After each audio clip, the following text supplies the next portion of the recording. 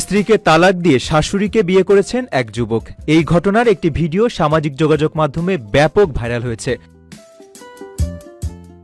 Viral ভিডিওতে দেখা গেছে ওই যুবক ও তার প্রাক্তন শাশুড়ি মালাবদল করে হাতে আইনি কাগজ নিয়ে দাঁড়িয়ে রয়েছেন আদালতে। এ সময় তারা তাদের বিয়ের কাগজপত্র হাতে নেটিজেনদের কাছে তাদের সম্পর্ক মেনে নেওয়ার জন্য আবেদন করেন।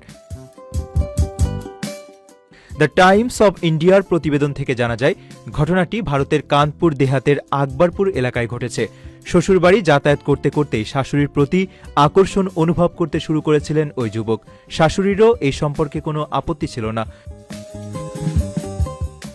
পরনিন্দা, পরিবারের মতামত, সমাজ সমালোচনা কোনো কিছুর পরোয়া না করে আদালতে গিয়ে বিয়ে করেন তারা।